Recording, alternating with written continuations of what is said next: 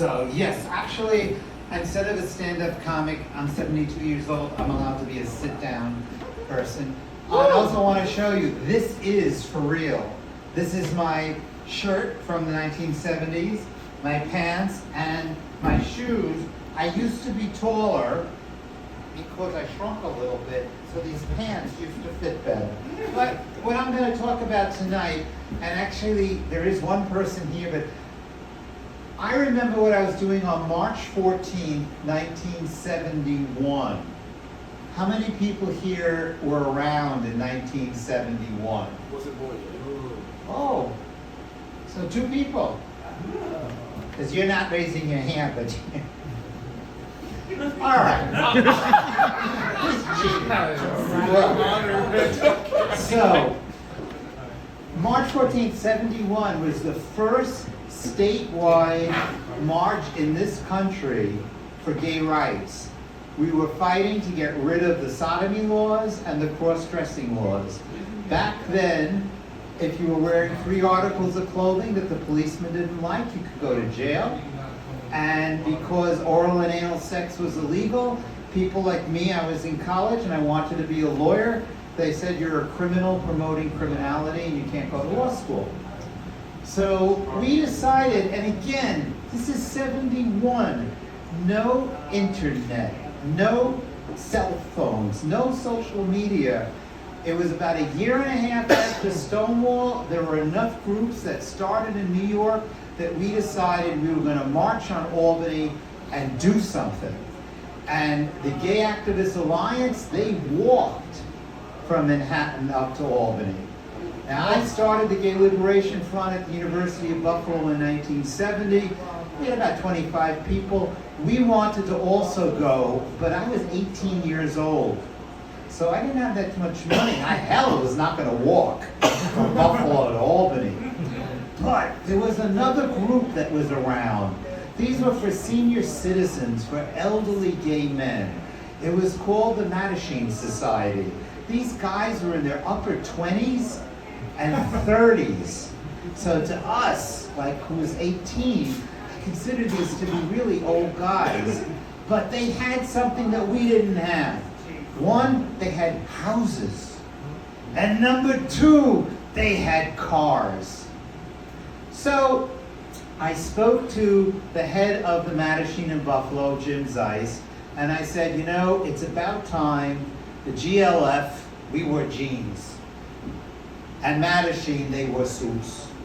We should get together and discuss how together can we get our group to get to Albany.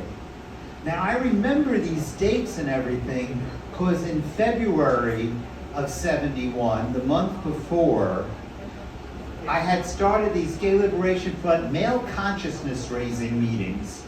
And we would sit in a circle and we were talking one night about our first gay sexual experiences. And when it came to me, I had to explain to them I was still a virgin. So this is, I know, in February, because that night I used to call my parents once a week on Wednesday, so it was a Wednesday.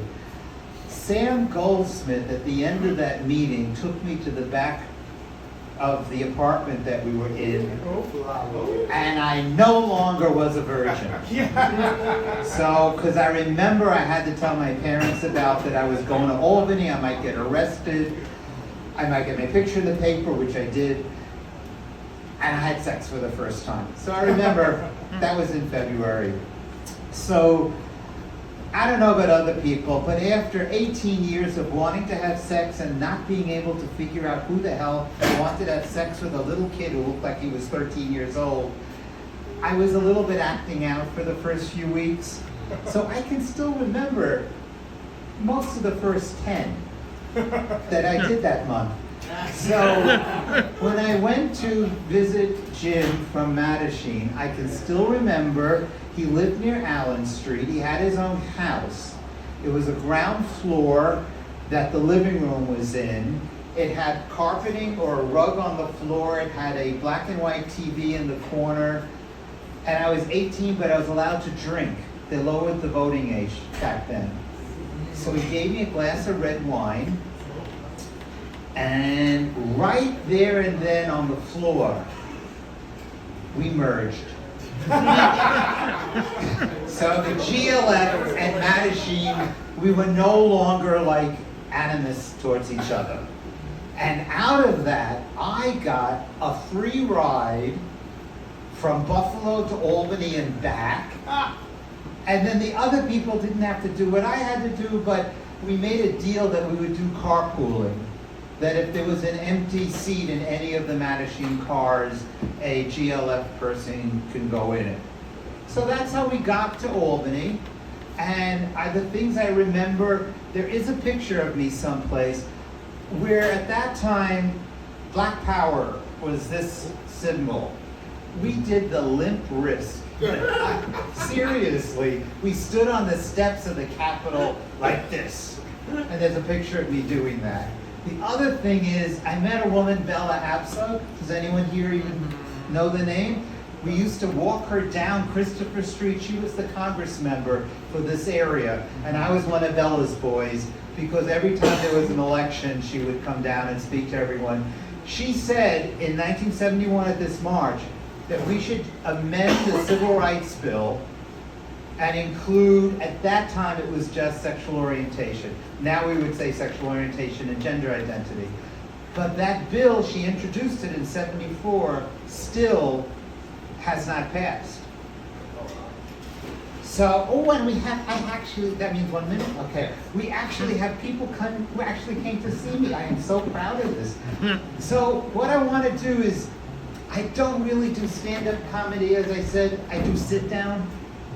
But I'm finding it's more and more important that young people really have to learn LGBT history. Because just like abortion can go away, the same people who hated me, their kids hate you. And they are more than happy to push everybody back into the closet or worse.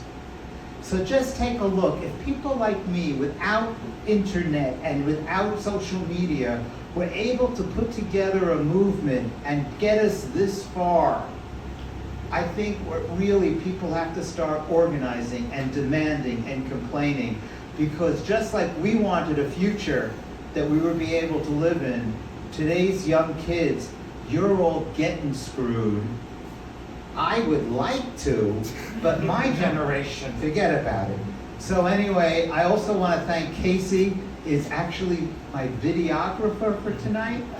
So we are going to try to see, I have been doing this since June, to sort of take it to the next level and sort of see, because my goal, I don't know what this is, but my goal is that since I came out in '65 and I've been politically active, and now I did become an attorney later in my life, I want to be able to figure out a way how to get this history so that people aren't fooled and duped, and that they know how to fight together to make sure that our movement continues.